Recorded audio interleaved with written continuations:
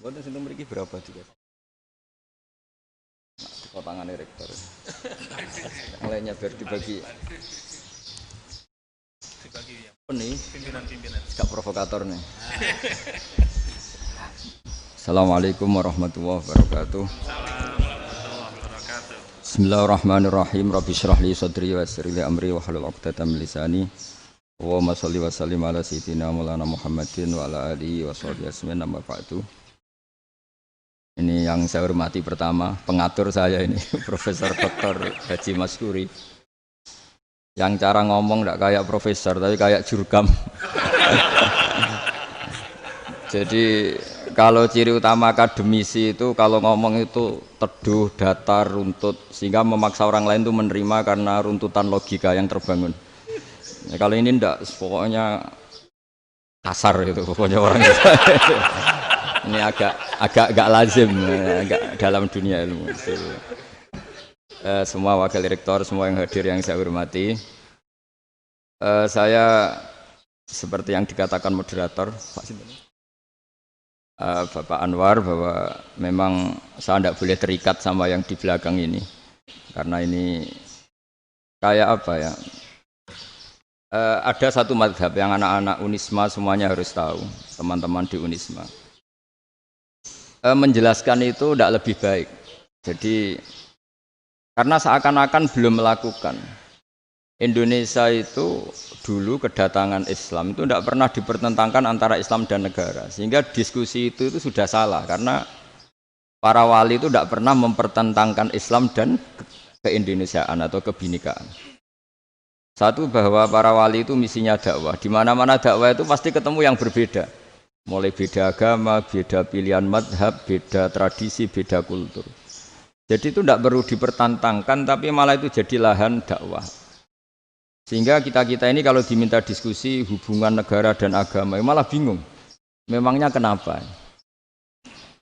Itu seperti dulu zaman P4, saya punya kawan di Jogja, teman saya nulis tafsir Profesor Zaini, itu pernah zaman Pak Erto disuruh sosialisasi P4 di Papua. Apa hubungan Pancasila dan UUD 45? Itu orang Papua jawab, hubungannya baik-baik saja, Pak. Jadi yang unik itu ketika disuruh baca Pancasila. 1. Pancasila. 2. Ketuhanan yang Maha Esa. Akhirnya 6 kan? Kenapa Pancasila jadi 6? Yang unik itu ketika ditanya. Ini saya melihat langsung di TV 7 itu, Indonesiaku itu. Ada anak-anak kecil ditanya, bendera ini milik siapa? Bendera merah putih itu. Jawabannya apa? Milik sekolahan, Pak. Aja. Karena memang milik sekolahan. Itu yang tanya itu kaget.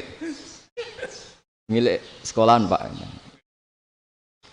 Nah, tentang tema ini mohon dibaca ini langsung start ya, langsung serius karena tadi sudah kayak jurkam tadi, ini yang langsung khas ilmuwan. Ini sebagai penghormatan saya pada Unisma, ini khas keilmuan. Imam Zuhri adalah gurunya Imam Malik. Ya, saya ulang lagi ya, Imam Zuhri adalah gurunya Imam Malik. Halaman 29. Ini langsung start saya baca halaman 29. Saya ini terutama yang para punggawa-punggawa ini. Saya baca ya. Ini teks tidak ada yang saya rubah, memang persis seperti ini. Bismillahirrahmanirrahim. Yaqulu Zuhri, ini gurunya Imam Malik. Fama futiha fil islami fathun qablahu kana a'zama minhu. Innama kanal qitalu haitsul taqon nasu. Falamma kanatil hudnatu wa wadu'atil harbu wa amana nasu ba'duhum ba'da wal taqaw fatafawadu fil hadits wal munazaah. Falam yaklim ahadun bil islami yaqilu syai'an illa dakhula fihi. Walaqad dakhalataini kasanaten mislu mangkana fil Islam qabla dzalika au aktsar.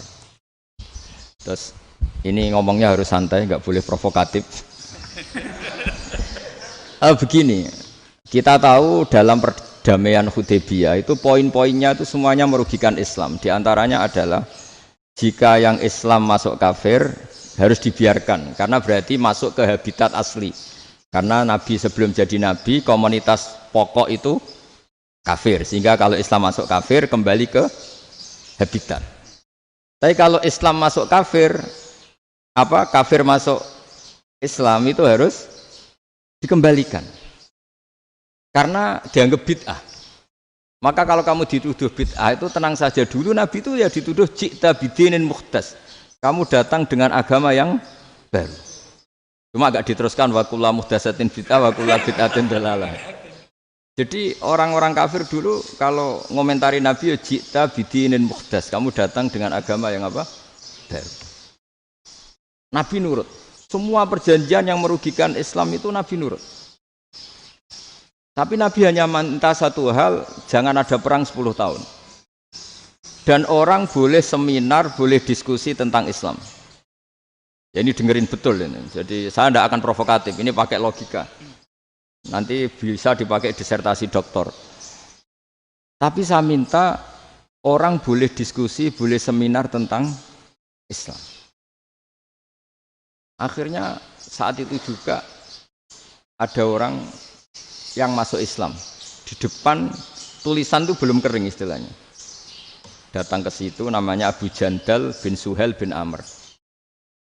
Itu datang ke Nabi, ya Rasulullah saya ini mau masuk Islam. Kata orang-orang kafir, ini pertama Muhammad, kamu komitmen enggak sama perjanjian? Kalau kamu komitmen harus kamu kembalikan. Nabi bilang, ya Abu Jandal kamu kembali ke mereka, ke habitat mereka, yaitu menjadi kafir.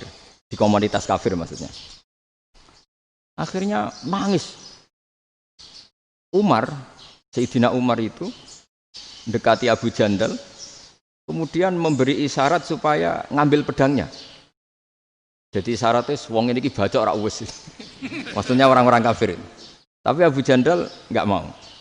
Singkat cerita akhirnya kembali ke komunitas kafir. Tapi yang dikatakan Imam Zuhri cara analisis. Ini enggak bisa pakai provokatif, harus pakai analisis. Innama kanal qitalu haitsul taqon nasu. Yang namanya perang itu menjadikan orang tidak berpikir jernih. Ini poin yang diambil oleh Rasulullah. Kalau dibahasakan Nabi curi kesempatan, masuk Nabi dikatakan mencuri, meskipun itu hanya bahasa ya.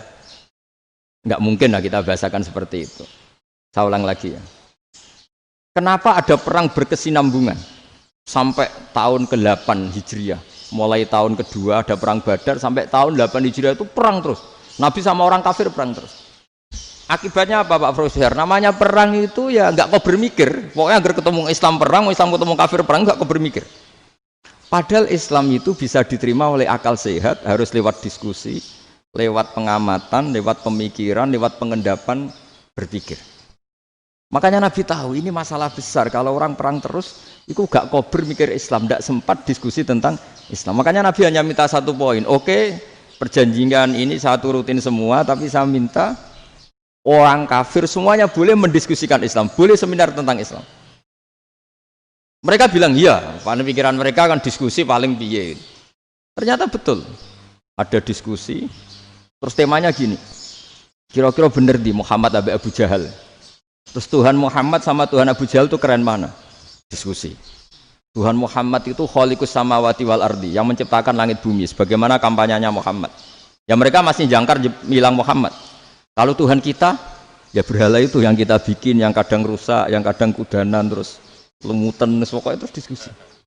Kita kok bener pengirannya Muhammad. Terus Muhammad Abu Jahal.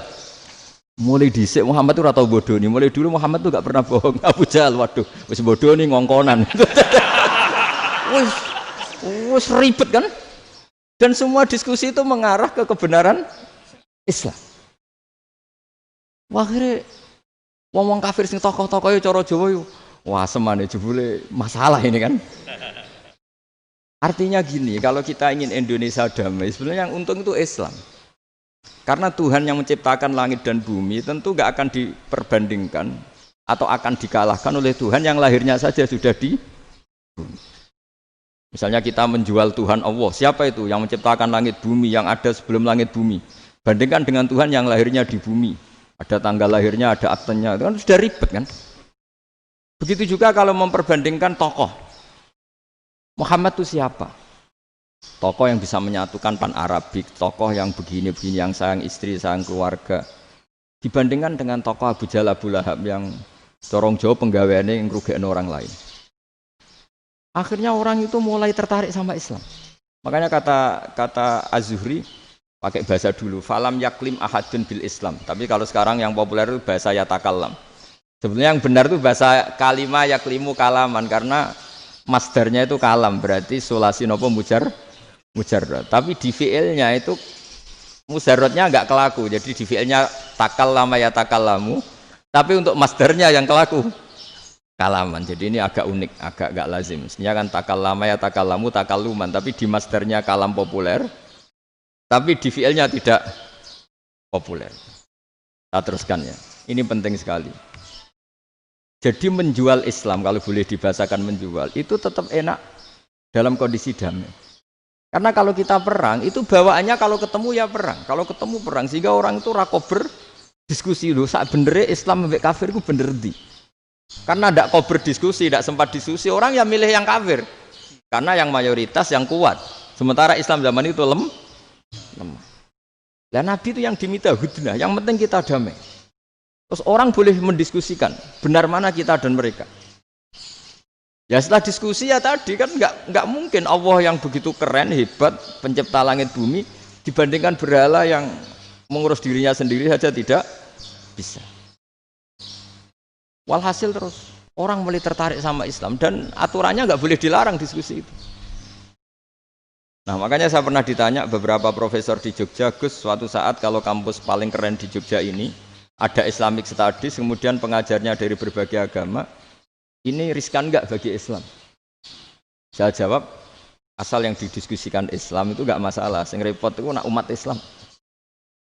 Karena kalau umat Islam yang jadi percontohan, banyak raja yang dolim, banyak pemimpin muslim yang dolim, terus identik dengan Islam itu jadi dolim kan ribet.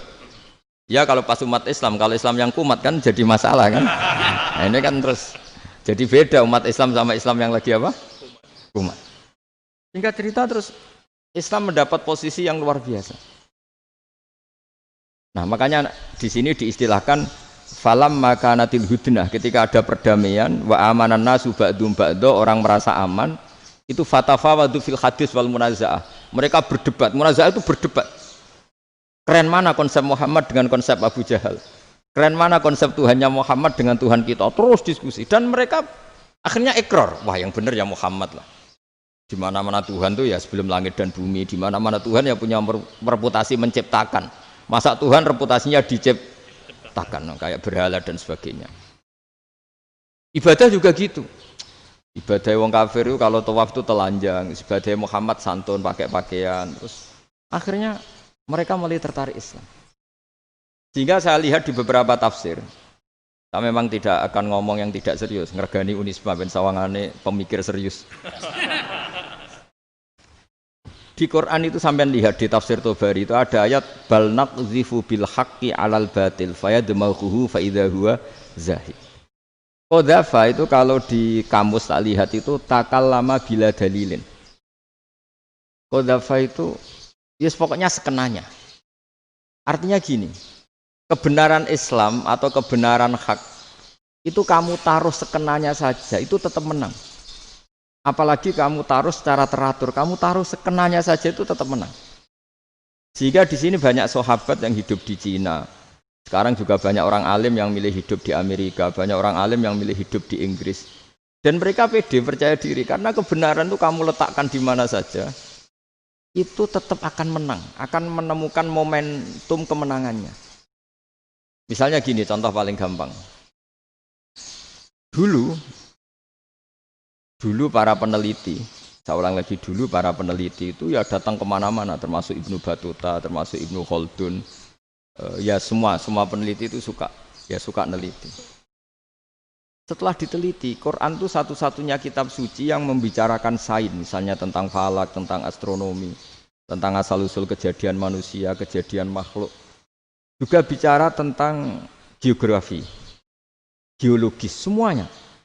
Sementara kitab lain hanya cerita tentang mawaid wal hikam wal ibar. Jadi diteliti kayak apa, pada akhirnya hak ini yang menang. Bal naqdhifu bil haqqi 'alal batil fayadmaghu fa idza huwa zahid. Saya berkali-kali cerita, ada ulama yang ahli matematika. Ketika ditanya kenapa kamu suka ngajar matematika, sampai muridnya itu ragu ini guruku mlebu swarga ta ora, penggaweane mulang matematika. Jadi para muridnya bermimpi bahwa Imam Amudi itu disuruh ngajar para malaikat. Dan itu pede betul dia. Kata Allah, ini ulama saya yang iman kepada saya setingkat iman kamu. Dari malaikat itu tidak mungkin Gusti kita menyaksikan langsung engkau sementara ini di bumi, nggak nyaksikan jenengan. Kenapa bisa sepede dan seyakin itu? Akhirnya Imam Amudi disuruh ngajarin matematika. Jadi Anda kalau profesor itu nanti harus sempat ngajari malaikat, itu baru benar-benar profesor. Jadi nanti di akhirat ngajari siapa? Malaikat. Jadi ada seminar yang melibatkan banyak malaikat, narasumbernya itu seorang profesor. Itu ketika kenapa engkau begitu yakin kalau Allah itu Tuhan dan Allah itu Al-Wahidus Shomad. Terus Imam Amudi mulai nulis angka gak beraturan 2, 3, 4, 5 sampai 1 miliar 1 triliun, pokoknya gak beraturan. Kata beliau, nisbatus naini wasalasa ila ma la nihayatalaha iku nisbatul far'i ilal asli. Mbok angka sebanyak apapun 2 dibanding 1 ya far'ul wahid, 3 dibanding 1 ya far'ul wahid. Semua angka yang gak terhingga pun dibanding 1 semuanya far'ul wahid. Semua angka sebanyak apapun itu cabang dari angka 1. Fakullu hadil awalim far'un minal wahidis somad, yaitu Allah Subhanahu wa ta'ala. Akhirnya malaikat tepuk tangan, iya juga. Jadi begitu juga ada ulama itu ahli gambar. Saya dulu ngaji sama Mbah Mun Al-Husunul Hamidiyah, itu kitabnya itu banyak gambarnya. Dan gale gambar yang ngawur betul, mangga ahli gambar. Saya epol, sempurna lele. Wes gambar bangunan, gambar sapi, pokoknya gambar. Ternyata dia menemukan Tuhan itu dari gambar. Gambar serapi ini atau seruwet ini sama. Gambar rapi sama ruwet itu sama kalau dalam pandangan tauhid. Dimulai minan nuqtah al-wahidah. Kowe cek gambar sing rapi sing indah, cek gambarmu elek, dimulai dari 1 titik. Dan titik ini nuqtatil wujud, yaitu Allah Subhanahu wa ta'ala. Jadi nak cara ahli tauhid gak penting gambarnya api, menang lomba atau ora penting. Butuhe hadis surah ini gambar baik yang rapi maupun ndak adalah min nuqtah dari 1 titik. Ya. Alam raya sebanyak ini mbok gambar mbok ora, cek mulai Mars sampai Jupiter kabeh semua bentuknya yang banyak ini semuanya min nuqtatil wujud, yaitu dari titik wujud. Ini kok Allah Subhanahu wa ta'ala. Di sini hebatnya ulama-ulama, mbok dia pengajar matematika, mbok pengajar gambar, semuanya dipakai perangkat untuk tauhid. Ya, itu kan juga bagian dari Islam damai, Islam yang sangat jadi tidak perlu perang untuk orang dipaksa Islam. Enggak perlu provokatif kayak tadi pidatone rektor jenengan tadi. Jadi ciri utama ilmuwan tuh kalau ngomong datar tapi logikanya enggak terbantahkan, itu ciri khas ilmuwan. Kalau ciri khas politikus kalau ngomong itu keras. Provokatif lah kira-kira gitu. Tapi isinya biasa. Nah, saya berharap nanti semua profesor doktor itu datar tapi isinya kualitasnya bagus ini. Mentes. Jadi makanya terus kata ulama, kenapa diistilahkan balnat zifu bil haqqi? Kenapa pakai qadzafa sementara qadzafa maknanya takallama bila dalil? Maksudnya bila dalil di sini itu min ghairi ikhtiyajin ila dalilin. Kebenaran itu memang enggak butuh dalil. Apa kita perlu dalilnya apa? Buktinya apa? Kalau 3 itu cabang dari 1. Wong gendeng yang takok gitu pas orang gendeng. Wong 3 cabang dari 1 kok ditanyakan buktinya apa? Itu min awalil bidah. Pertama orang pasti tahu kalau 3 itu far'ul wahid. 1 juta juga far'ul wahid. 1 miliar juga far'ul. Gambar yang sebanyak apapun ya dimulai dari 1 titik, cek gambar benar maupun yang tidak. Akhirnya apa? Ulama dulu itu sebegitu rileks nerangkan tauhid. Lalu kenapa asma ini yang ya ini kan khas NU ya, khas pesantren. Sebenarnya saya keberatan pakai istilah khas NU, pakai khas pesantren karena NU itu anaknya pesantren, jangan dibalik pesantren anaknya NU karena sebelum ada NU itu ada pesantren. Tapi kayaknya Unisma lebih suka pakai bahasa NU. Dan saya ya agak orderan yang terpaksa disuruh ngomong. Ini agak apa ya, agak kacau sebetulnya ini agak kacau. Jadi NU itu sama pesantren itu tua pesantren. Jadi NU dilahirkan pesantren, bukan dibalik pesantren dilahirkan NU. Sehingga barokahnya didirikan pesantren ini, kadang nyuwun sewu sekali berbahasim itu kadang ide besar beliau itu ora dituruti wong NU. Jadi Mbah Hasim cara kula kok dadi Mbah Hasim ya mangkel. Mbah Hasim itu ngarangno kentong. Nggih ngaramno beduk, tapi wong NU nganggo kentong. Beduk. Dan uniknya Mbah Hasim enggak tersinggung. Karena ciri khas pesantren itu membolehkan perbedaan apa? Pendapat. Itu masyhur khilafnya Mbah Hasim sama Mbah Fakih Mas Kumambang itu sampai dikitabkan. Saling ngeritik, saling macam-macam lah. Jadi cara berpikir Mbah Hasim ketika Nabi rembukan, ini gimana ya cara menentukan waktu sholat ya? Ya pakai kentong ya Rasulullah, dzakalin nasoro itu untuk orang Nasrani. Ya pakai buk itu trompet, dzakalil Yahud itu untuk orang Yahudi. Ada yang usul lagi pakai api ya Rasulullah, dzakalil Majusi itu orang Majusi. Nah, itu ada orang datang lari-lari cerita mimpi azan tadi. Ya itu terus dipakai sarana pemanggilan sholat ya azan itu. Sehingga Mbah Hasim menolak kentong. Karena mantas sababi qaumin fahuwa minhu. Beliau keras sekali sampai bilang haram. Beliau judulnya ya haram. Al-Jasus Antakrimin Nakus. Setelah naskah itu sampai ke Mbah Fakih Mas Kumambang di Gresik situ, di daerah Dukun situ. Dulu nggak ada WA ya, jadi sampainya ya lama. Makanya saya sampai sekarang nggak punya WA karena ya saya ulama kan, kalau WA-an terus ya jadi ulama. Nggak jadi ulama main WA-an terus itu.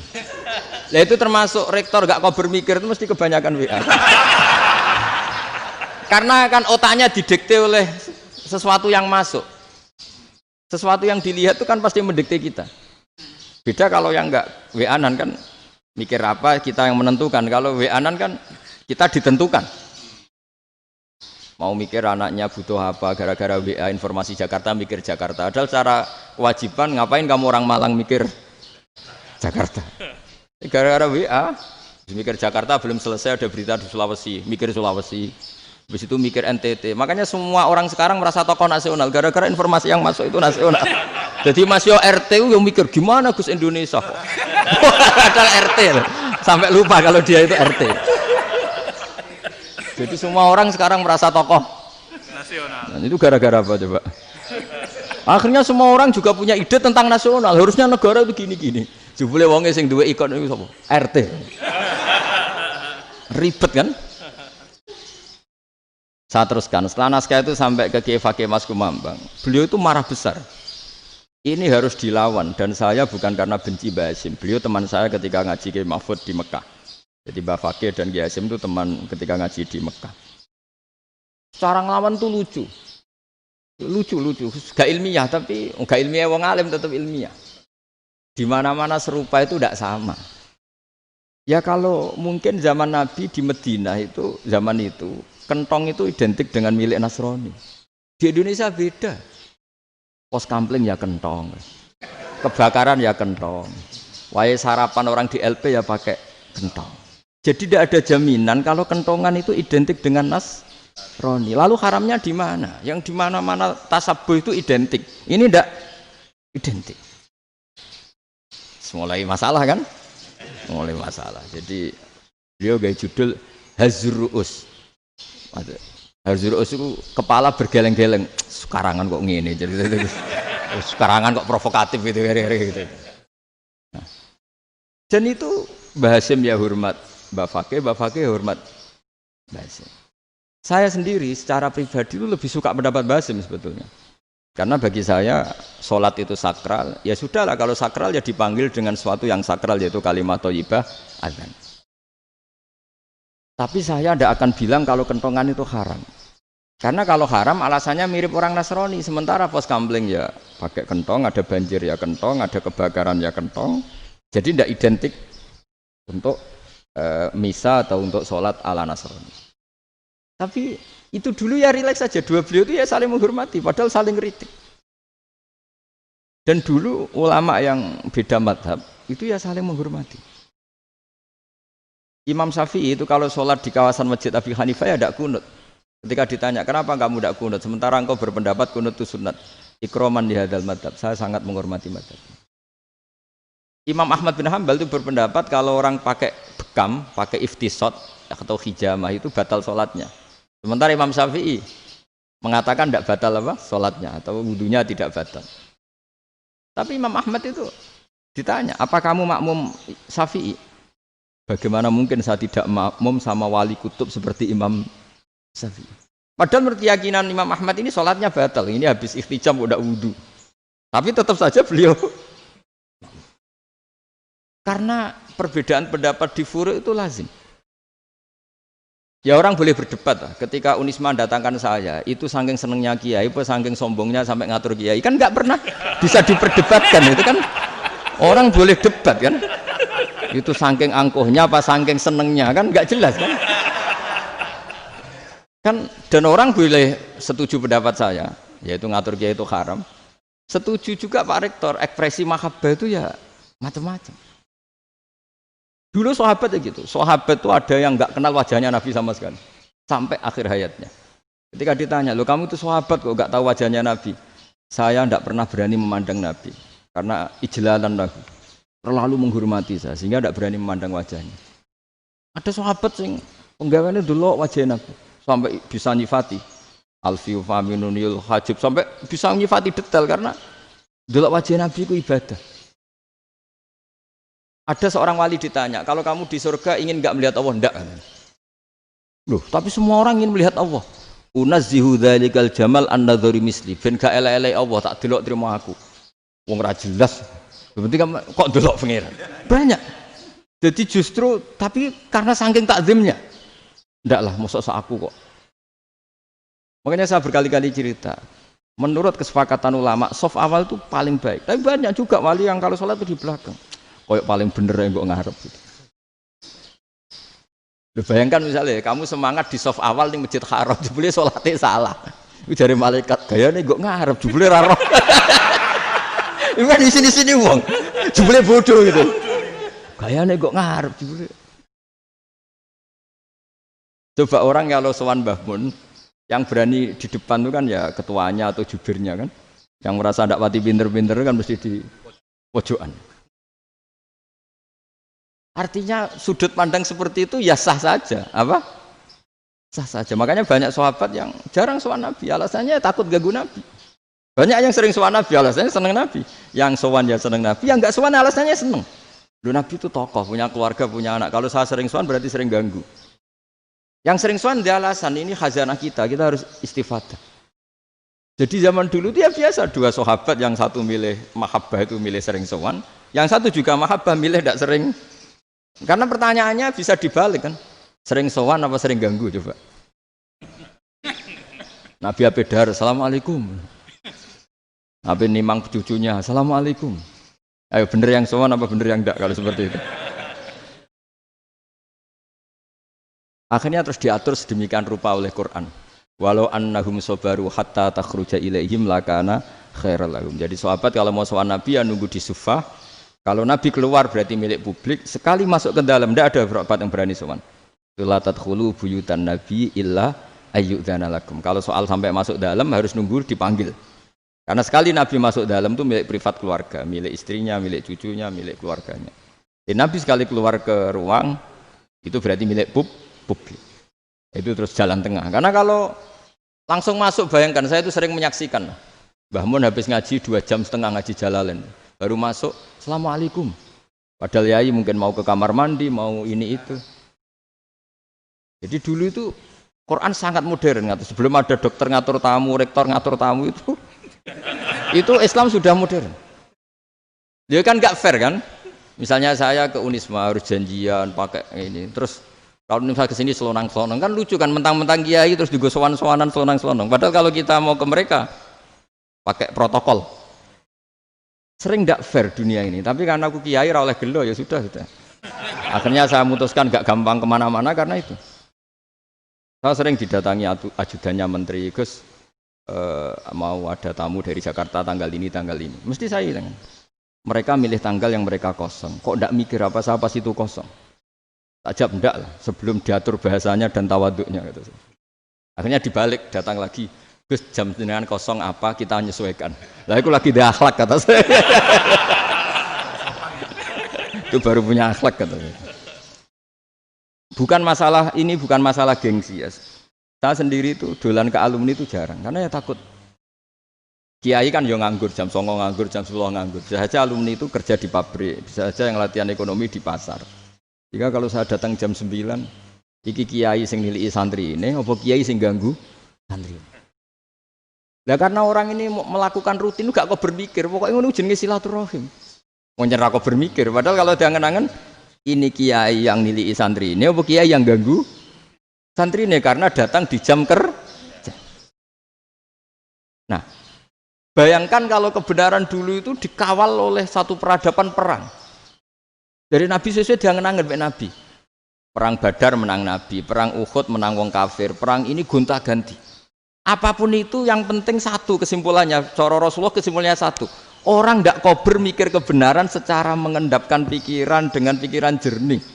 Maka hebatnya Nabi ketika perjanjian, pokoknya saya minta nggak ada perang. Dan orang boleh mendiskusikan Islam. Itu luar biasa idenya Nabi. Karena bawaan perang itu orang kan nggak kok bermikir. Ibarat seorang misalnya seneng satu perempuan, ketemu rivalnya langsung perang kan nggak mikir. Tapi kalau kau bermikir, dia ngenangen cawe wedok iku ora seneng aku. Untungnya apa untuk wong ayu ora seneng, malah mau loro hati. Terus sudahlah, buruan dialihkan kemana kan gitu. Itu nak mau amen WA-an tukaran lewat SMS atau tarung langsung ora kok bermikir. Tapi kalau kau bermikir, akhirnya berpikir nih. Perempuan tadi sebenarnya yang disenangi siapa? Oke, ternyata senang Pak Erick. Sudah kita ngalah. Karena tidak ada nikmatnya kan menikahi perempuan yang sama sekali tidak mencintai kita. Tapi kalau nak kau berpikir pokoknya diprovokasi, wah gue kalah mbek A, gue kalah mbek B. Pikirannya kan ojo sampai kalah. Bareng wis menang ternyata ada mas. Nah, bayangkan Islam itu seperti itu dulu, dipertarungkan. Luang Islam itu dinu aklin, agama yang diterima dengan akal sehat, tapi sekarang ukurannya perang. Yang menang berarti benar, yang menang benar. Kan terus jadi repot. Itu Nabi tidak ingin, makanya Nabi ingin sudahlah, nggak ada perang. Nah, makanya kata Imam Zuhri, fathul Islam terbaik adalah orang boleh diskusi tentang Islam dan tidak ada perang. Lagi-lagi penting, tidak perang itu penting, silmun itu penting, perdamaian itu. Setelah tidak ada perang, akhirnya fatafawadu fil hadis wal munaza'ah, orang boleh diskusi apa saja, termasuk boleh adu polemik. Konsep satu Tuhan dan Tuhan banyak diperdebatkan. Akhirnya Nabi secara rileks bisa menjelaskan. Muhammad, urusan kita banyak. Kalau Tuhannya satu tidak cukup, Tuhan harus banyak untuk menyelesaikan berbagai urusan. Ada Tuhan bagi rektorat, bagi ya, macam-macam kan. Ada Tuhan untuk ngurusi utang, ngurusi BPKB, macam-macam. Terus kata Rasulullah, enak saja Nabi jawabnya. Ya kalau kamu punya majikan banyak, perintahnya beda-beda, kamu mangkel enggak, bingung enggak? Ya susah mat, kalau majikannya banyak, perintahnya beda-beda, kita jadi repot. Seneng mana? Seneng majikan satu. Ya sudah, Tuhanmu itu majikan kamu. Kalau Tuhannya banyak, perintahnya macam-macam, kamu yang repot. Akhirnya sudah mat, Tuhannya satu aja. Ya, itu ya barokahnya diskusi tadi, barokahnya enggak perang. Daraballahu mathalan rajulan fihi syuraka'u mutasyakisuna wa rajulan salamal lirajul hal yastawiyani masalah. Terus alhamdulillah. Jadi orang yang paling kafir pun saat itu taslim. Nah, ini kembali ke kalimat la ilaha illallah. Saya tidak perlu provokatif, pasti teori saya itu benar. Bukan saya bilang benar itu karena sombong, enggak. Ini sesuai teks. Misalnya begini, benar enggak kelompok takfiri yang suka ngafirkan orang lain? Itu pasti tidak benar. Logikanya gampang. Orang yang kafir 70 tahun saja dengan melafadzkan la ilaha illallah menjadi muslim. Masa dengan kalimat yang sama yang muslim menjadi kafir? Itu logikanya kan enggak ketemu. Orang kafir 70 tahun untuk menjadi muslim disuruh baca apa? La ilaha illallah. Tapi gara-gara baca la ilaha illallah nyekel patok jadi kafir. Pertanyaannya, loh ini kalimat apa? Kalimat untuk mengkafirkan apa kalimat untuk mengislamkan? Karena yang kafir dengan kalimat itu menjadi Islam, ternyata yang Islam dengan kalimat itu menjadi kafir. Itu ketemu enggak cara logika itu kan enggak ketemu kan? Makanya cara pikirannya Abul Hasan As-Sadzili, dan saya setuju pikiran itu. Istighfar ini boleh orang Jawa Timur protes karena kadang beda manhaj, tapi Jangan protes saya, protes Abdul Hasan As-Sadili kualat mesti sampean. Ketua Torekoh napa? Sadiliyah. Cara madzhab Sadili dan Anda boleh berbeda madzhab. Mencari khasnya wong kampus sing wani beda.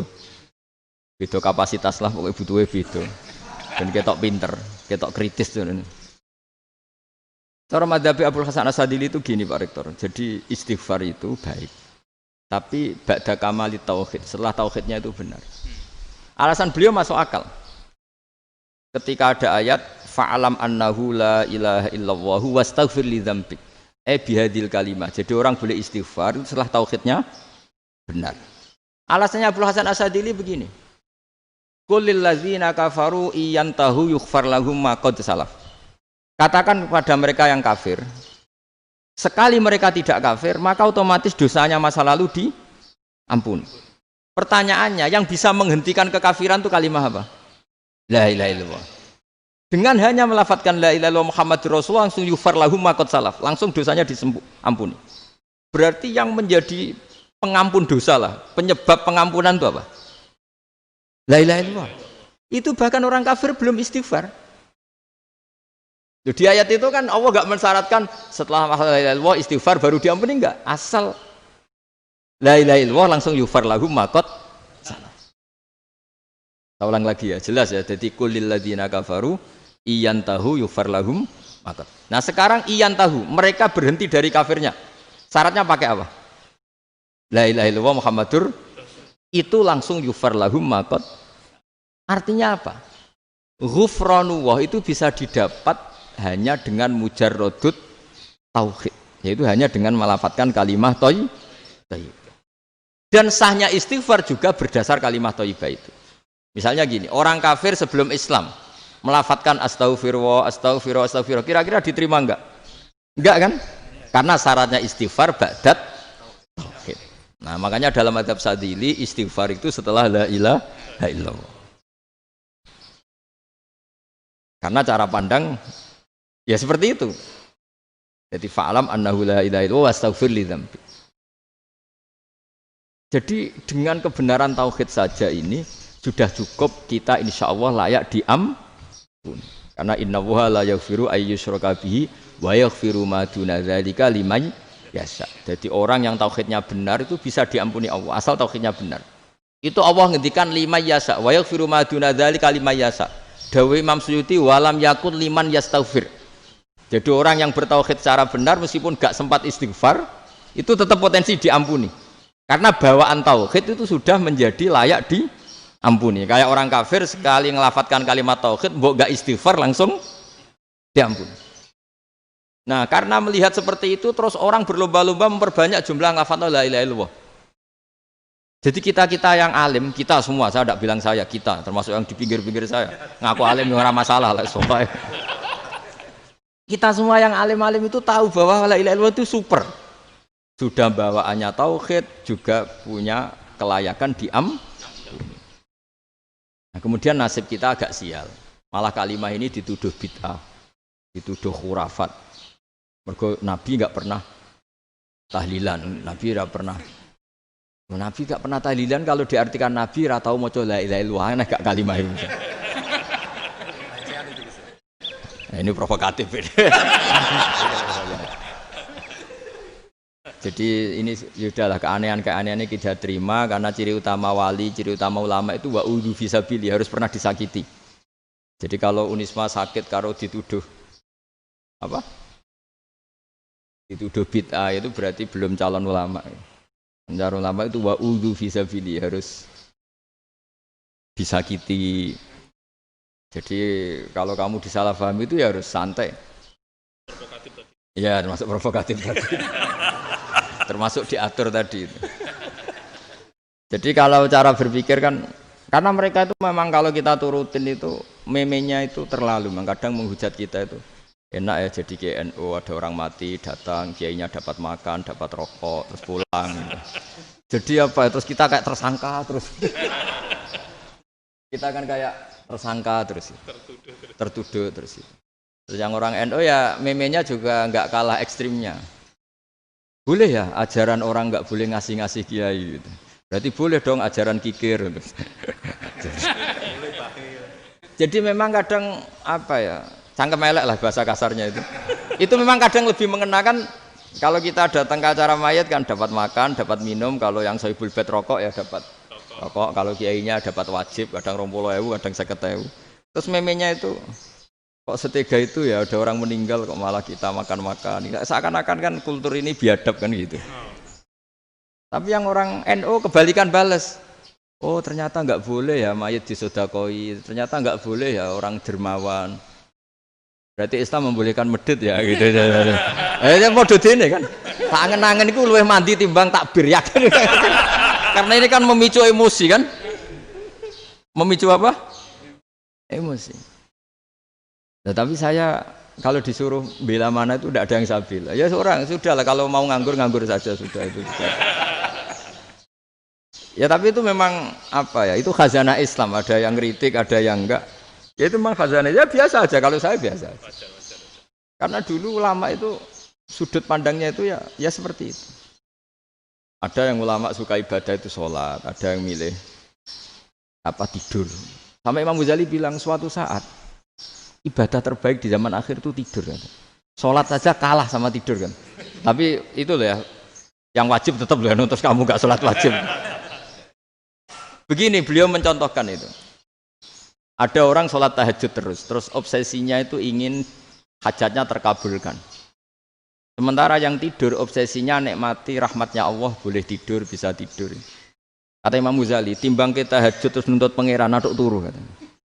Mergo engko dia akibat terus setan memberi bisikan, lo nyatanya kamu tahajud ya gak terkabul. Berarti cerita bahwa Nabi ngendikan kalau doa tahajud mustajab enggak. Daripada ngono kan turu ora tau donga misalnya. Timbang abri-abri Islam timbang ngelek-ngelekin apa? Islam. Jadi ulama itu mulai dulu itu sudah berpikir. Banyak orang menjadikan tahajud salat malam itu media untuk hajatnya. Dan kalau gak kesampaian ini mutung. Nyalahkan kiainya ijazah ramandi macam daripada ngono ora usah apa tahajud turu. Dan jenis kayak ini tuh banyak,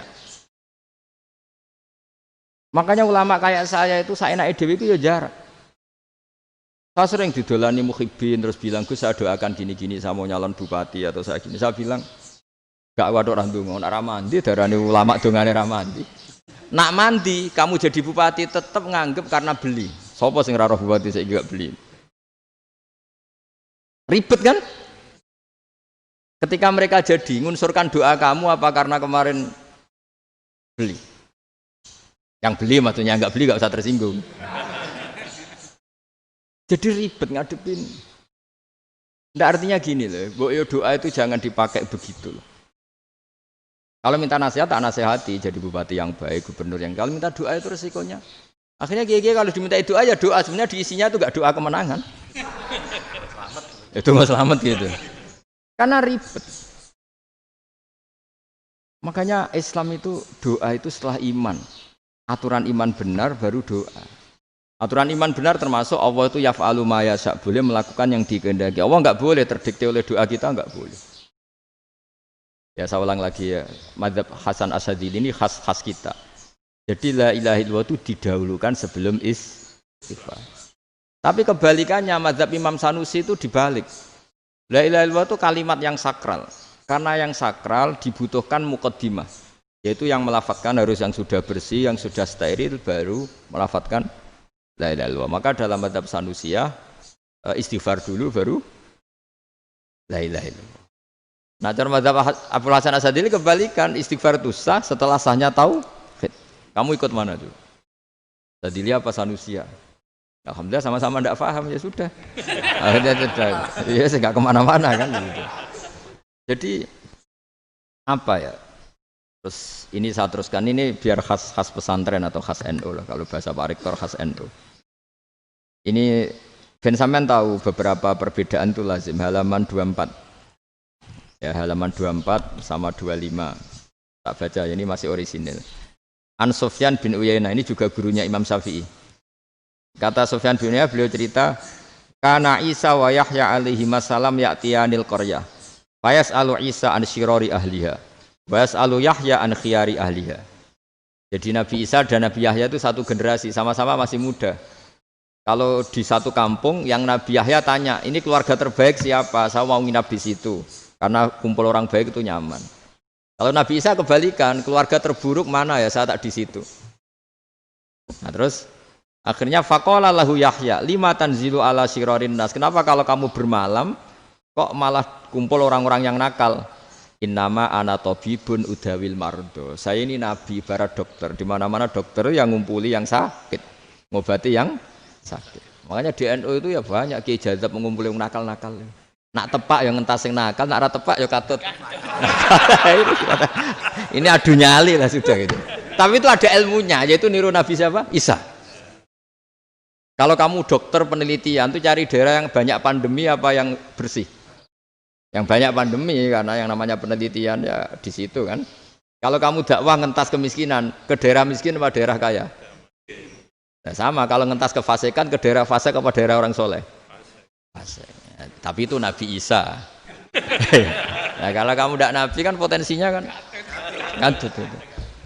Tapi setidaknya bahwa kita sering disalahkan karena punya beberapa tokoh yang ngancani fasik-fasik, itu sebenarnya ada dalilnya, yaitu Nabi siapa? Isa. Nah terus masalah tegas dan lunak. Ketika ada mahasiswa misalnya pacaran, boncengan lanang dan perempuan, itu pilihan kita apa? Kalau tegas, terus gak mau mendengar kita. Misalnya gini contoh gampang, tak beri contoh Pak D, jangan orang tua, nanti secara fikih itu beda. Nah ini kan kita orang pesantren, nah, biasa ngaji fikih detail. Kamu Pak D seorang perempuan, mahasiswi misalnya, sering pacaran. Setiap ke situ sama pacarnya kamu diam saja. Padahal kamu dosen keislaman.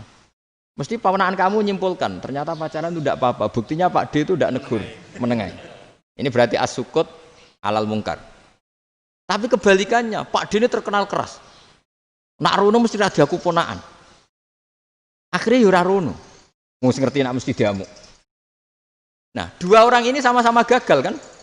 Yang lunak menjadikan ponakannya pacaran terus karena enggak negur sehingga dikira membolehkan. Sing keras juga enggak sempat bina wong rono era wani. Akhirnya dua orang ini sama-sama enggak ketemu, sama-sama enggak berkesempatan membina kan? Gagal membina kan? Karena yang keras ponakannya enggak pernah situ, berarti enggak bisa bina kan? Yang lunak membiarkan berarti juga ada bina. Nah, Islam itu antara dua itu. Ya agak terlalu lunak, enggak terlalu keras. Karena kalau terlalu keras, misalnya ada kiai terlalu keras, masyarakat mau tanya itu gimana? Lari kan? Saya ini punya pengalaman pribadi. Saya ini kan kecelok orang alim. Itu kalau pernah ya saya itu berusaha ya pokoknya ya umumnya orang alim lah. Tenang, terus anteng, enggak gejlok-gejlokan. Itu enggak ada yang tanya. Saya mimpi ketemu beberapa ulama itu disalahkan. Terus umat saya kalau mau tanya itu ke siapa? Wong alim wis wibawa, meneng tambah banget wibawan. Bala Quran sering gojlok rektor macam-macam. Terus wong wanita kok. Saya biasa ke pasar pandangan dicegot orang. Gus, putri saya itu sering keluar darah tapi melebihi batas haid gini-gini. Kalau badhe sowan jenengan, gak usah sowan ning kene mbek ngadeg-ngadegan. Terus tanya, yang haid berapa hari, Gus? Ya supaya rudat ilal adat sebelum dia punya penyakit istihadah itu berapa? 6 hari ya sudah, kembali 6 hari lainnya mustahadah, tetap sholat, tetap normal. Tapi kalau saya wibawa moro pasar go tasbih duwilu iku mesti wong salaman njaluk donga yakin. Tapi baru kayak rada uraan ketemu wong-wong, dol ning ndi? Mak ape ning ndi? Gus beneran Gus ketemu jenengan kula wingi badhe tuwa kok. Ya tanya. Jadi uraanku itu amdan. Lho nek sampean asli, iki asli uraan. Karena ndak uraan lah tetap ndak wibawa kan. Jadi baru kayak uraan itu ya banyak. Saya itu kalau ngantor di Jogja itu banyak orang yang tanya. Ya biasa tuh tanya macam-macam. Karena saya uraan. Ke pasar ya orang, bahkan di bis sering ketemu orang, wah beneran Gus kalau badhe sowan jenengan badhe tanya ini. Ya sudah di sini aja. Jadi semua itu diilmoni. Nah, Nabi itu punya sisi yang dua-duanya jalan. Memang beliau luar biasa, dipilih Allah yang luar biasa. Nabi ketika wibawa itu banyak sahabat yang bahkan mengenali wajahnya aja tidak bisa. Ka'anna ala ru'usihim at-thair. Bayangannya seakan-akan di kepalanya itu ada burung yang takut terbang, saking antengnya.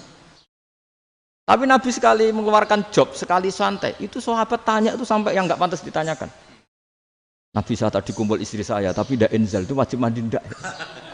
Aro'aita law anna ahadana ya'ti imro'atahu walam yunzil. Itu ya ditanyakan. Nabi pun kumpul itu betul saged inzal sepundi. Kayak betul lagi.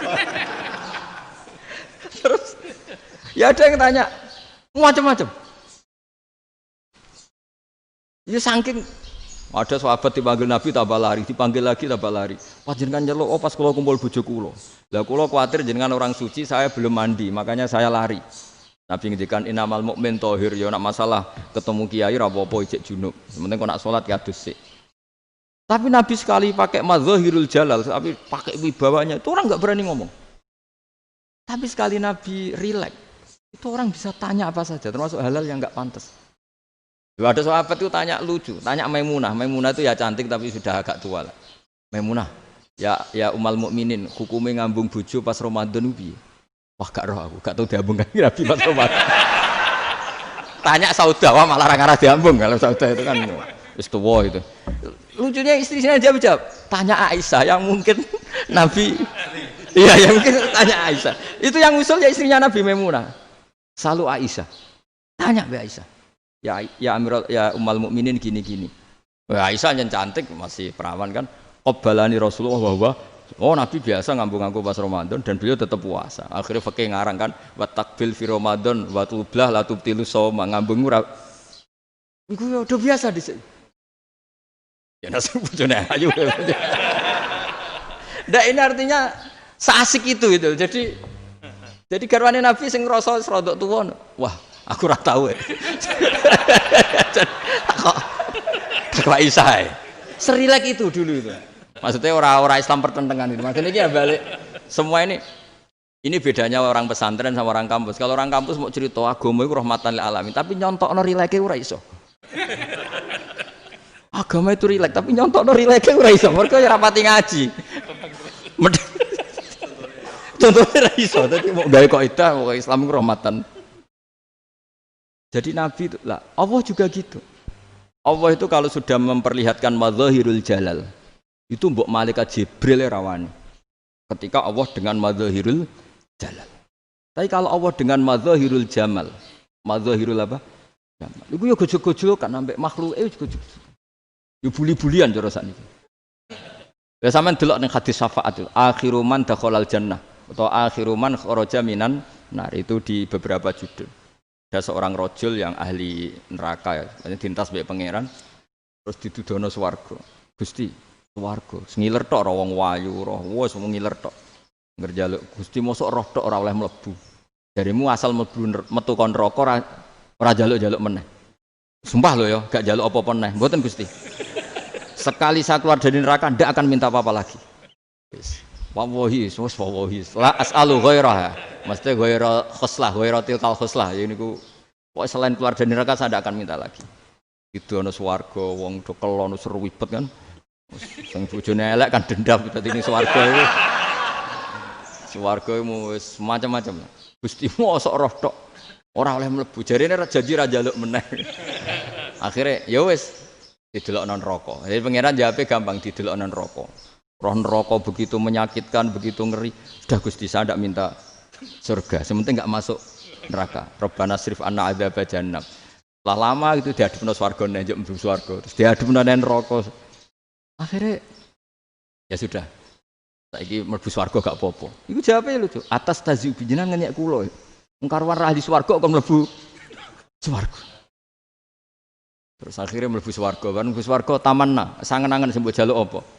Orang angan-angan yang indah-indah, laka, wa asratu amsal. Ya siku tak turuti wa asratu amsalih lan lipatan ke-10.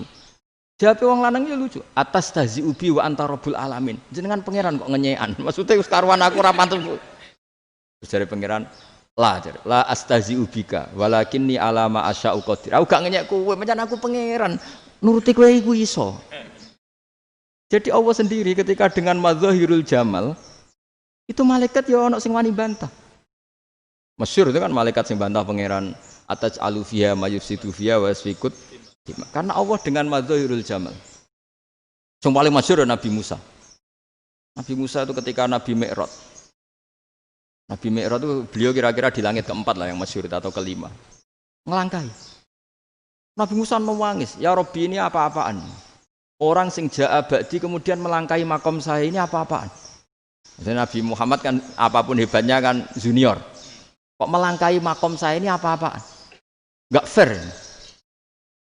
Sampai Nabi Muhammad itu tanya gini sama Jibril. Reaksi Allah gimana ketika melihat Musa seperti itu? Jawab malaikat Jibril lucu. Ya roh khiddatahu. Allah sapal gayane Musa. Biar.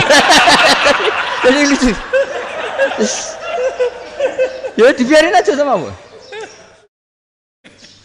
Tapi wong jenenge Nabi Musa itu kekasihnya Allah. Tetap berkah bagi kita. Betul. Ketika setelah Mi'raj diwajibkan sholat 50.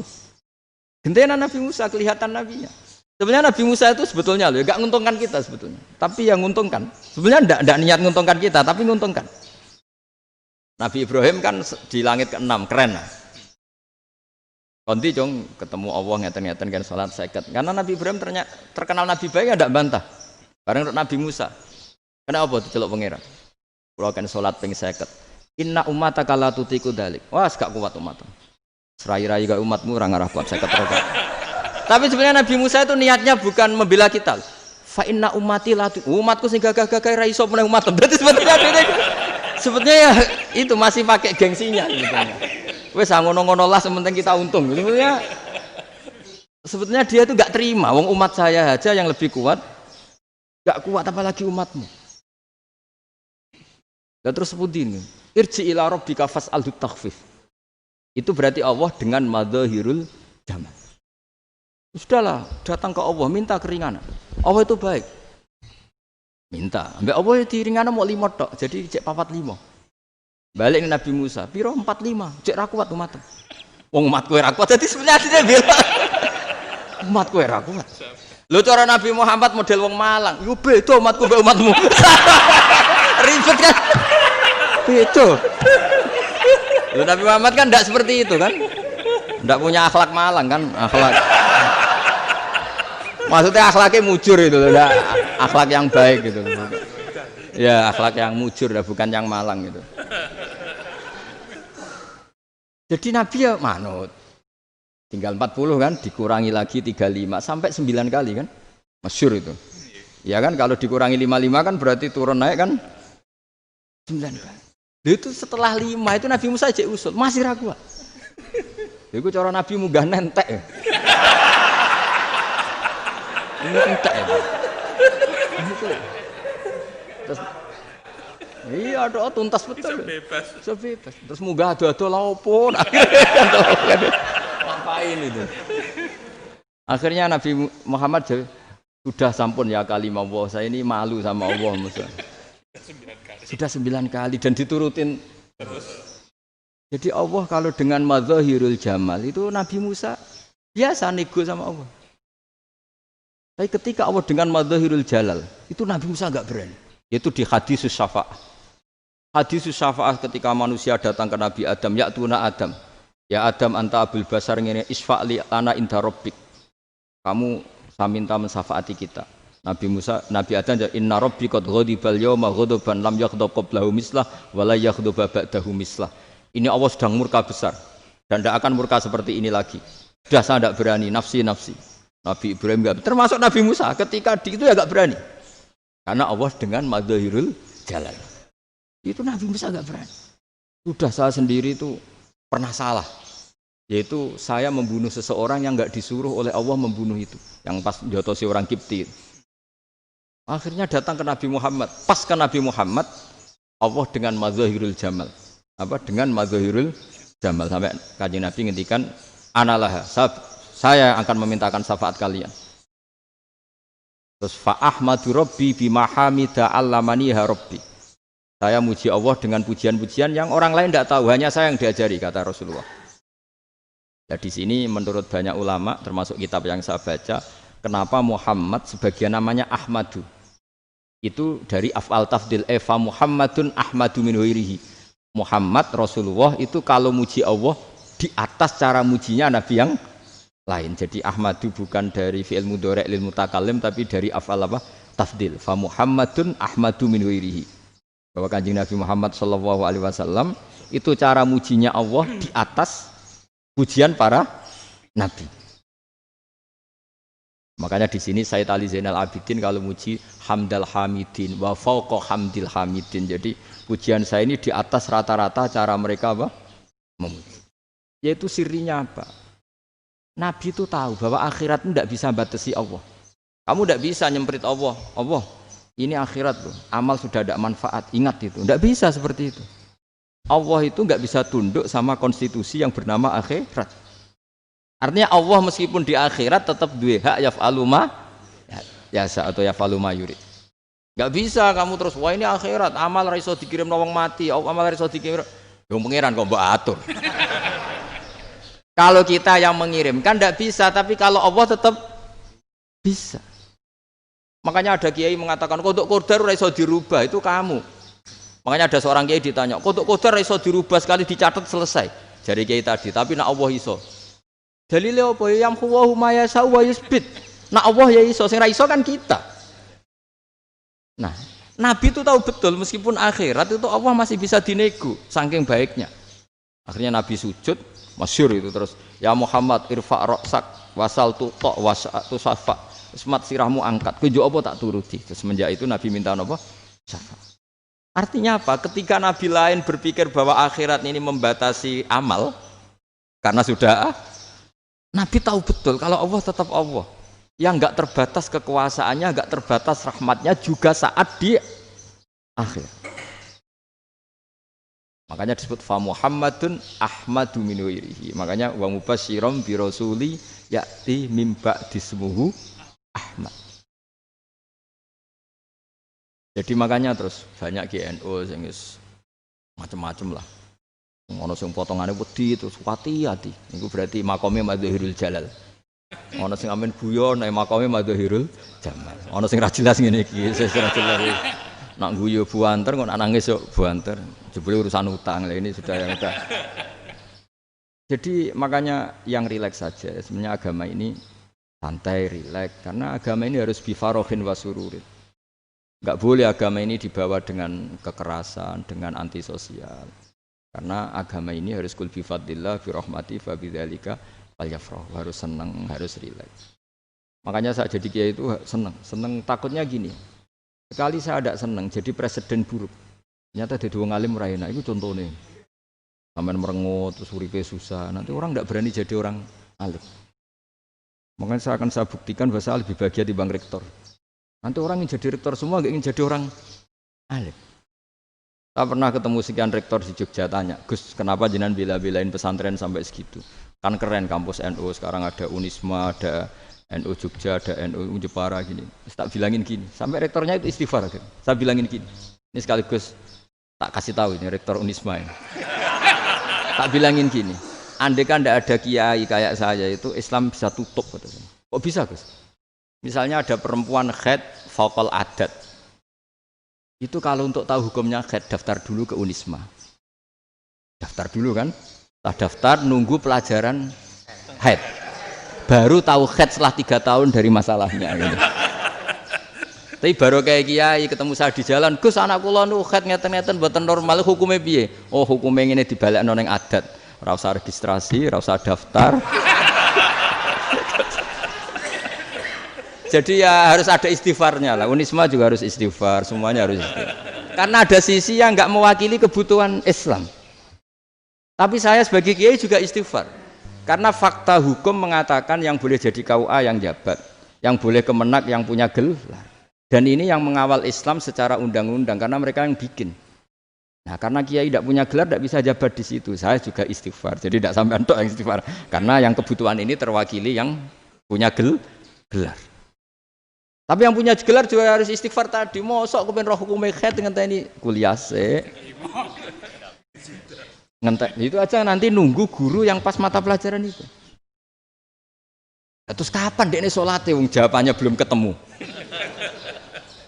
Tapi baru kayak saya kan ketemu di jalan tanya. Terus saya sering ketemu. Gus saya ini bapak angkat. Mau nikahkan putri saya, itu gimana itu kalau cerita wali sebenarnya anak saya sok. Kalau nggak cerita nggak sah karena saya bapak angkat. Itu banyak. Hanya tak akali ya sudah wali yang sebenarnya taukil pada hakim tanpa diketahui, tapi hakikatnya itu taukil hakim. Itu kan tidak gampang. Tapi kalau tanyanya di kampus, registrasi dulu, daftar dulu, baru tahun berapa ada pelajaran itu. Semester 5 baru tahu. Iya kan? Semester 5 ya? Iya. Oh, itu kan. Jadi jangan kira terus sistem Unisma itu yang terbaik di dunia, enggak juga kan? Enggak juga. Dan sistem-sistem yang lain maksudnya ada. Tapi sistem kiai lho, Mbah Mun juga sering pesen saya, kowe kudu seneng pegawai negeri. Piye-piye sing jaga agama pegawai negeri. Kemarin pas acara 7 harinya Gus Roba sama matur itu di depan para kiai. Setelah saya jadi kiai ya itu nyata. Islam di Papua, di NTT yang bawa siapa? Dokter negeri, ya kan? KUA negeri. Barokahnya mereka negeri dijamin negara kan? Barokahnya Muslim berkebutuhan Islam. Akhirnya bikin musola di situ, bikin masjid. Bahkan di Korea Utara itu ada masjid bawaan duta besar. Karena banyak duta besar Muslim berkebutuhan masjid. Yang bisa gini itu yang negeri apa yang swasta? Negeri lah. Di sini kiai tidak mewakili semua kebutuhan apa? Islam. Tapi kampus juga enggak, kampus Islam sekalipun tidak memenuhi semua kebutuhan Islam tadi. Masa orang tanya kan nunggu semester berapa tadi? Semester 5 masih daftar dulu. Nunggu pelajaran itu. Payahnya pas ketemu dosennya, saya tidak pernah ribet kan? Pas dosennya cowok gitu. Jadi sudahlah, makanya ini, iya makanya ini kan bentuk kearifan. Jenengan ngakui fungsi kiai kayak saya itu bentuk kearifan. Saya juga ngakui jenengan ini butuh kearifan. Saya sering didolani KUA itu. Itu rata-rata ya didikan kiai. Kompilasi hukum Islam itu banyak ya, janda cantik. Contohnya harus cantik, kalau jelek nggak mungkin terjadi kan. Ada janda cantik kebetulan suka kawin tapi takut zina. Kalau lagi suka kawin tapi takut, itu seringnya gitu Pak Rektor. Jadi dia kawin bosen, bilang ke KUA, Pak saya sekarang mau nikah sama ini. Tapi kamu mau punya suami. Ya, tapi kan nggak tercatat Pak. Itu KUA-nya rata-rata itu nggak berani. Meskipun nggak tercatat karena secara fikih meskipun nggak tercatat tetap dia seorang perempuan yang bersuami, maka nggak boleh nikah sama orang lain. Jadi coba kalau nyun sewu KUA hanya ngikuti hukum formal, yang penting di catatannya nggak punya suami, ya dinikahkan saja kan. Tapi mereka enggak, karena didikan kiai nggak berani. Artinya gini, kalau hanya pro hukum catatan sipil, maka ini dinikahkan bisa karena nggak tercatat. Tapi secara hukum santri nggak bisa dong menikahkan perempuan sing dadi zaujin yang punya. Jadi ini barokahnya kerjasama yang baik. Jadi di masyarakat itu tertanam didikan kiai, nggak boleh nikahkan perempuan yang bersuami. Tapi di KUA ngikuti hukum formal. Dan di Indonesia itu KUA itu rata-rata konsultasinya ya sama kiai. Sehingga ya nggak berani akhirnya meskipun ya udah mlebu rokok Mbak, gak iso. Dan itu banyak. Seorang lagi ya, makanya ini kan pesantren itu nggak boleh mati. Orang kiai-kiai kayak saya nggak jelas-jelas itu harus lebih jelas lagi. Karena ini yang on time, yang online, yang siapa saja bisa tanya. Saya itu SMS saya itu nggak punya HP WA. HP jadul itu SMS-nya tiap hari tak berapa orang yang tanya dari Kalimantan, dari Aceh. Gus di kampung saya ada masjid 2 itu yang Samana, ada yang dari orang perkotaan Gus di perumahan baru ada masjid, yang Jumatan baru orang 12 sah enggak? Ya langsung saya jawab sah. Dalilnya ini. Ya sudah, nah, tapi kata Imam Syafi'i gini harus orang 40, itu madzhab Syafi'i, dalam madzhab yang lain gini-gini. Itu kalau tanya rektor itu kan ribet. Masuk ajudan dulu, asisten dulu, panjang.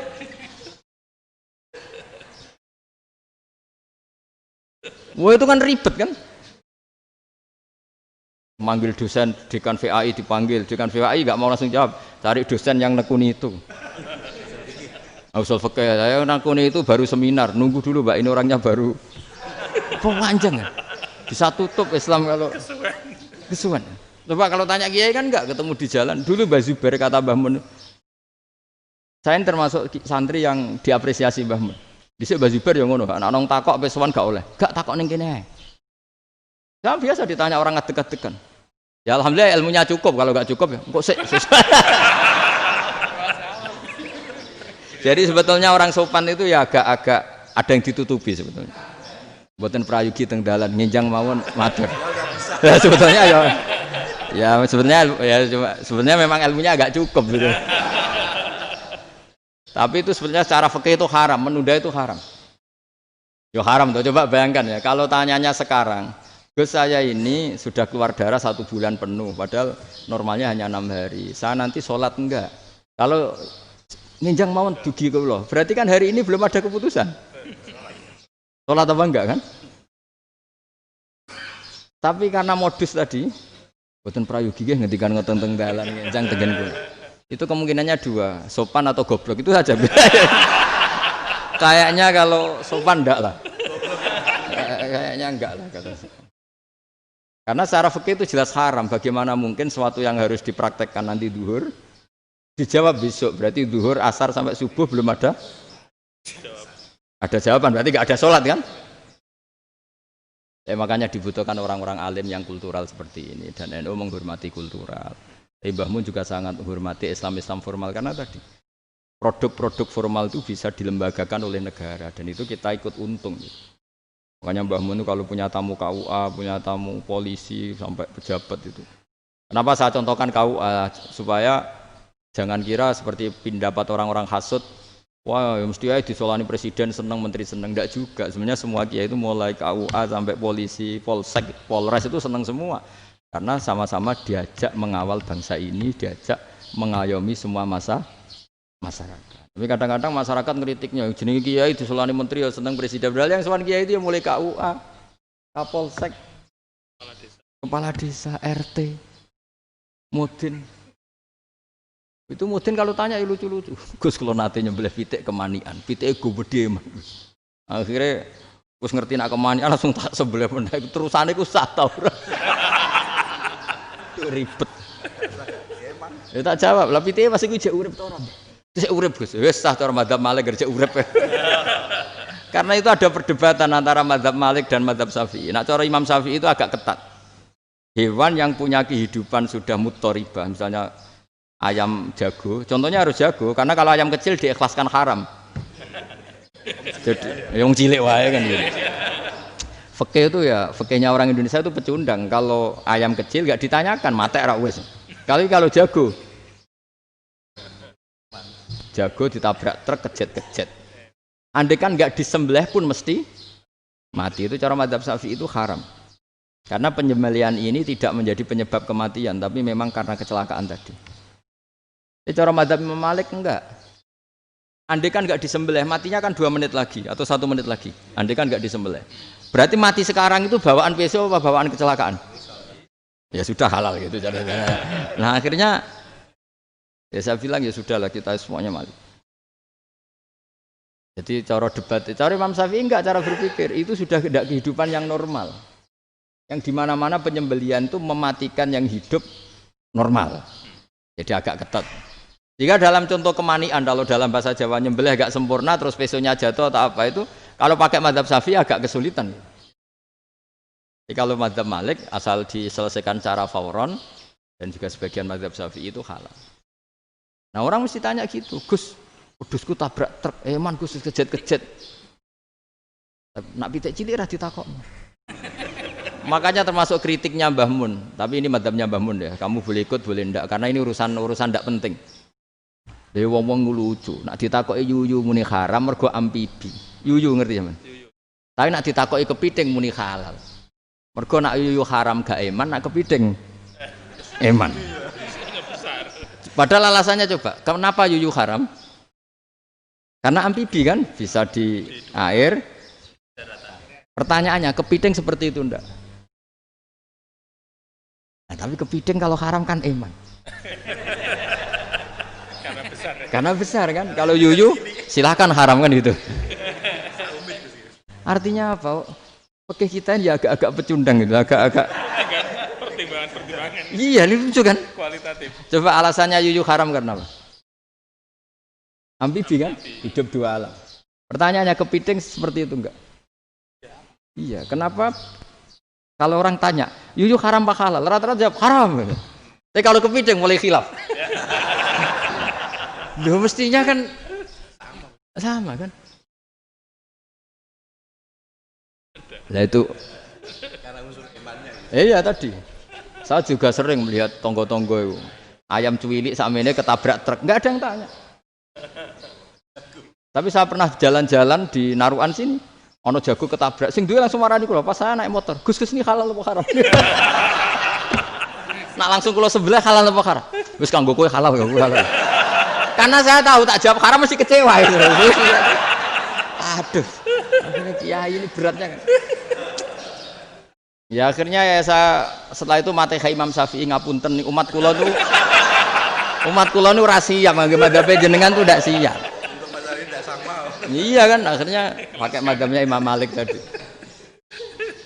Ya tak Fatihah Imam Syafi'i ini mboten niat nglawan jenengan. Tapi ngobati tiang eman. Mergo pitike besar itu. Jadi ini kan cerita ya itu makanya yang rileks saja lah bahwa Islam ini yang rileks, yang menyenangkan karena ya agama ini harus menyenangkan. Raditu billahi robba. Raditu itu senang banget, ridho itu puas. Enggak boleh beragama pertuntungan terus emosinan. Ya marem atau raditu itu marem jadi yang nyaman. Ya saya kira demikian. Assalamualaikum warahmatullahi wabarakatuh. Pelajari lho Pak. Pon. Alhamdulillah.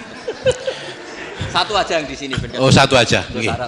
Nggih. Damel syarat. Jadi mungkin ada satu pertanyaan aja. Satu saja. Bukan keluhan. Bukan keluhan. Ini mumpung Gus Bak pada Madhohirul Jamal. Iya, Madhohirul Jamal. Sebentar lagi sudah jalan. Sebentar lagi sudah Madhohirul Jalal. Jadi gak kena ditakoni. Monggo setunggal mawon. Ya, bagus. Ini gini, ambil. Nggih. Ampun dawa-dawa terus Gus. Ya jagal-jagal ya. Assalamualaikum warahmatullahi wabarakatuh. Saya Fadil, alumni Unisma yang kuliahnya paling lama. Oh, iya. Masih di jalanan. Gus, pertama saya muhibin jenengan ngikuti 3 tahun terakhir kayaknya.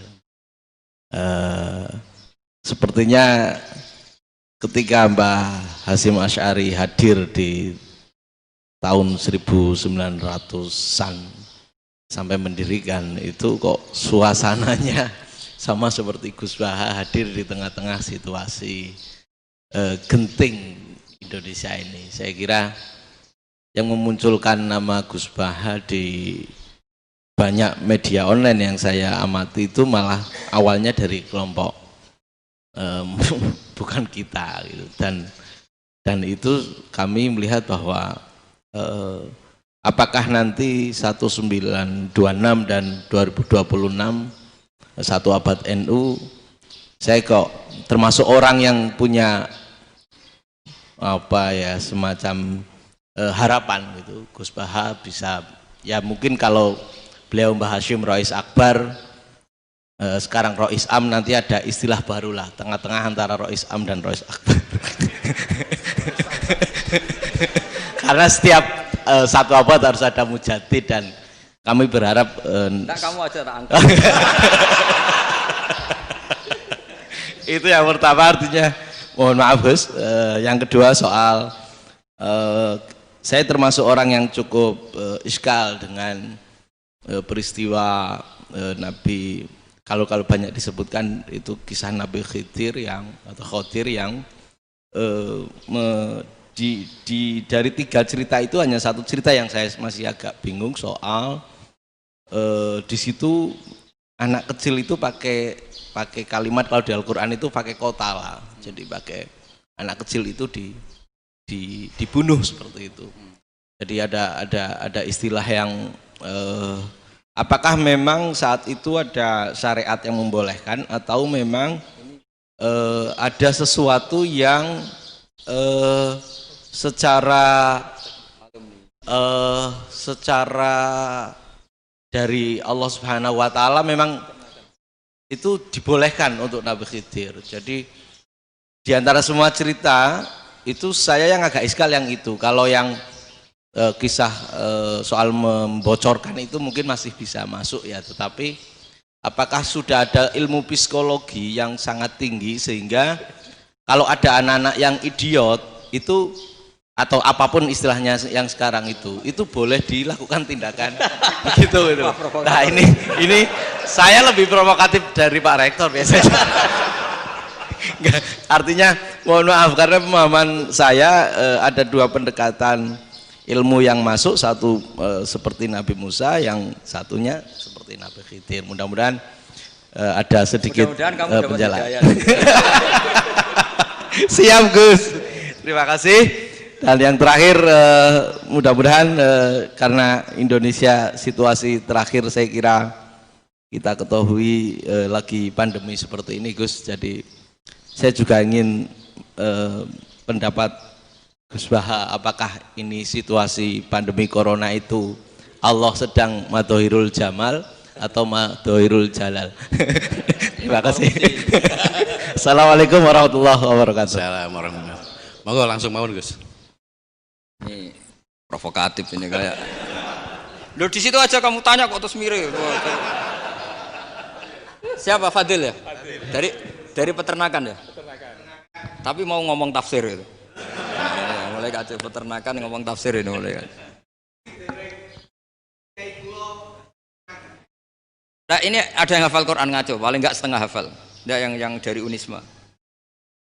Enggak begini, ayat itu kan ditutup wama fa'altuhu an amri, ya saya maknani wama fa'altu lan orang nglakoni ingsun hu ing kabeh sing kasebut an amri mergo kepinginanku ingsun.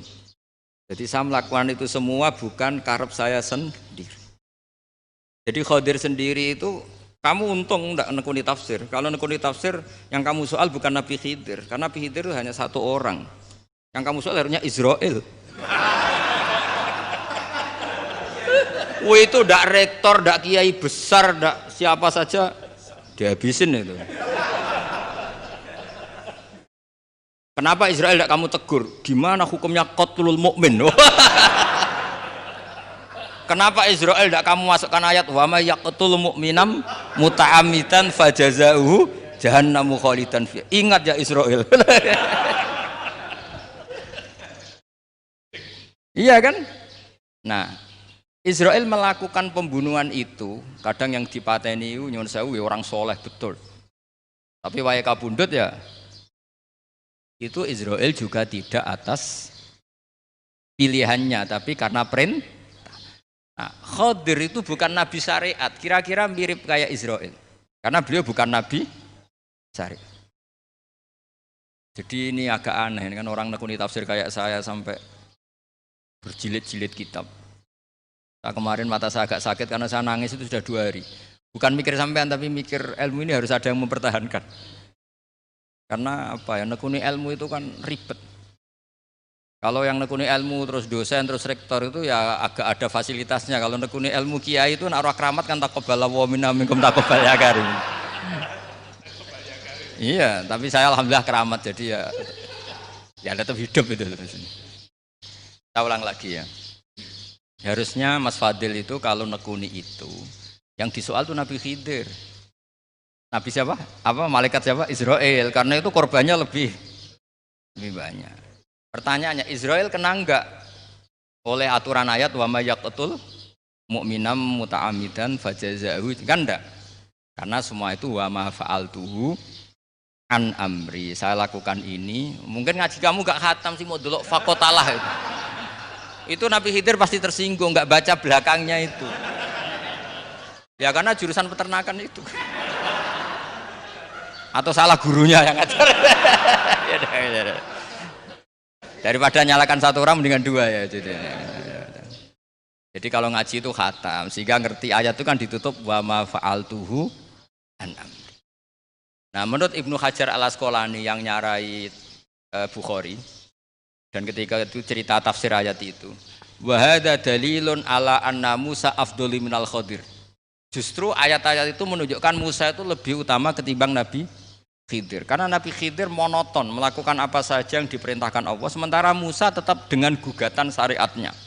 Beliau gak terima ada orang main membunuh. Aqtal tanafsan zakiyatan bi ghairi nafs laqad ji'ta syai'an nukra. Sur'atu Musa ila nahyil munkar itu menunjukkan beliau Nabi ulil azmi. Jadi Nabi Musa langsung sikap, wah ini tidak benar kamu. Padahal sudah ada perjanjian kamu tidak boleh bantah. Tapi Nabi Musa lebih ngeboti syariat, lebih memihak syariat, nahi mungkar itu wajib. Justru itu menunjukkan derajatnya Nabi Musa fauqal Khadir. Makanya Nabi Musa tetap gugat, nggak bisa dong, ini nafsan zakiyatan kok kamu bunuh.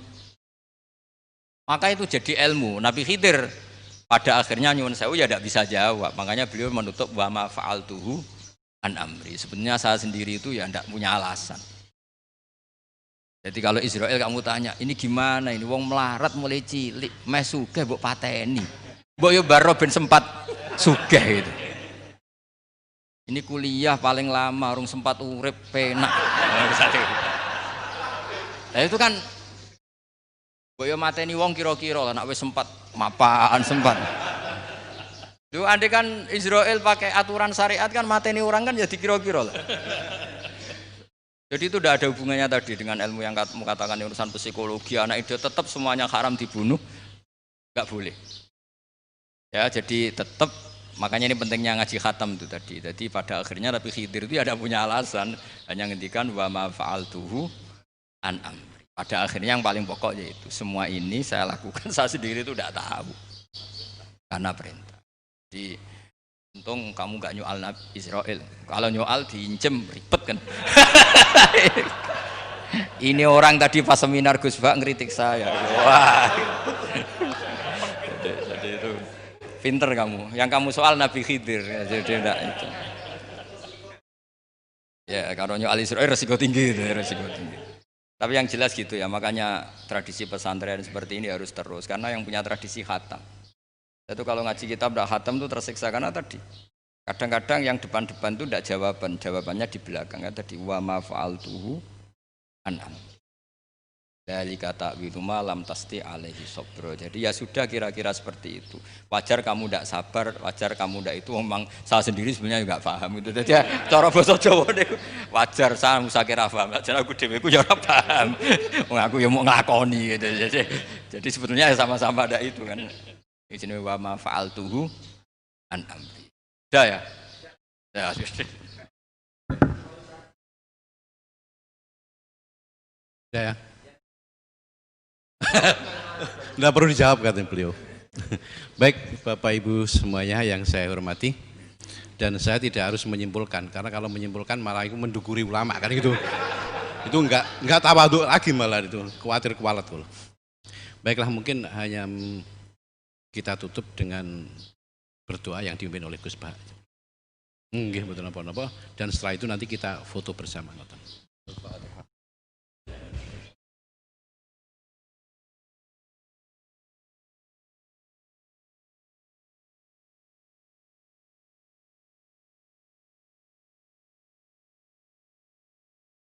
Ahmaduka ya ghafur ya kurma salli wa sallim ala wa maj'alna mutawasina fi tahabina fi kamta waj'alna ya Allah mimma yaj'aluka samadana wa maqsud fardo anna ya Allah lakal hamdi ya radita lakal hamdi fa'tarida lakal hamdu hatta tarda la nufsi thanana alika anta kama atita ala nafsi Allahumma ya ilahana bi jari basirina Muhammad sallallahu alaihi wasallam ij'alna ya wa min khiyari ummati ij'alna mimman yuqimu hadzal din wa mimman yakhtumuhu wa yansuruhu waj'al ya Allah himmatana fi hadithar ila kalimatikal ulya wa mikafatin assalamah wal afiyah fid dunya wal akhirah rabbana atina fid dunya hasanah fil akhirati hasanah wa qina sallallahu alaihi wasallam Muhammad sallallahu alaihi wasallam rabbika sallallahu alhamdulillah Bismillahirrahmanirrahim. Matur suwun sangat Gus Bahak dan alhamdulillah kita bisa melaksanakan acara pengaji pagi ini sesuai dengan jadwal. Dan saya sebagai pembawa acara atau etok-etok moderator, mohon maaf bila mana ada kesalahan dan khilafan. Terima kasih. Wassalamualaikum warahmatullahi wabarakatuh.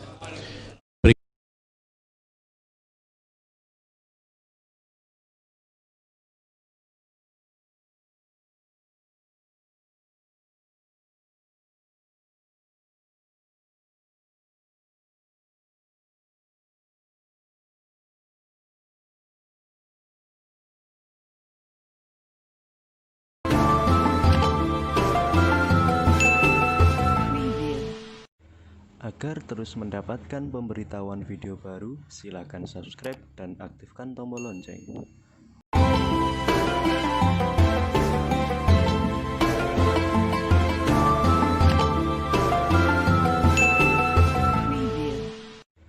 Agar terus mendapatkan pemberitahuan video baru, silakan subscribe dan aktifkan